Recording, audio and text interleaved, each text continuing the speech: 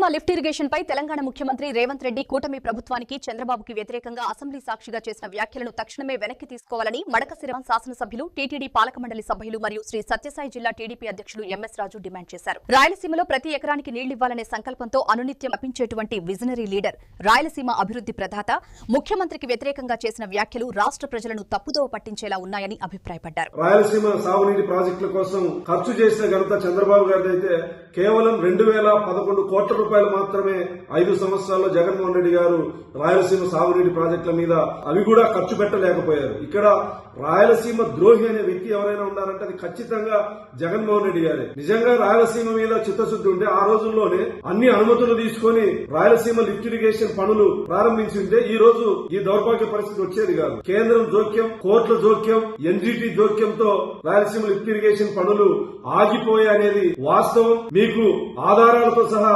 నిరూపించడానికి రాష్ట్ర ప్రభుత్వం సిద్ధంగా ఉంది. రేవంత్ రెడ్డి గారికి సమాచార లోపమా లేకపోతే అతన్ని రాజకీయ ఉనికి కోసమో తెలియదు గాని తెలంగాణ శాసనసభలో ఆ విధంగా మాట్లాడడం అవాస్తవానికి చాలా దగ్గరి మాటలు. అందులో ఏమాత్రం వాస్తవాలు లేవని చెప్పి ఈ సందర్భంగా తెలియజేస్తాను. వైఎస్ఆర్ కాంగ్రెస్ పార్టీ నాయకులకి రాయలసీమ ప్రజలు అమాయకులు కాదు. 14 నుంచి 19 వరకు రాయలసీమ ఇరిగేషన్ కి ఎవరు చిత్తశుద్ధితో పనిచేశారు, అదేవిధంగా 19 నుంచి 24 వరకు జగన్మోహన్ రెడ్డి గారు ఏం చేశారు అనేది రాయలసీమ ప్రజలకు, రైతులకి స్పష్టంగా తెలుసు. మీరు ఎన్ని నాటకాలు ఆడినా రాయలసీమ రైతులు నమ్మరని సందర్భంగా తెలియజేస్తూ తెలంగాణ రాజకీయాల్లో ప్రతిపక్షం గాని అధికార పక్షం గాని చంద్రబాబు గారి నామస్మరణ లేకుండా మీ రాజకీయాలు నడవమేమో ఈ సందర్భంగా నేను కేసీఆర్ గారికి, రేవంత్ రెడ్డి గారికి చెప్తా ఉన్నా. ఎందుకు చంద్రబాబు గారి నామస్మరణ?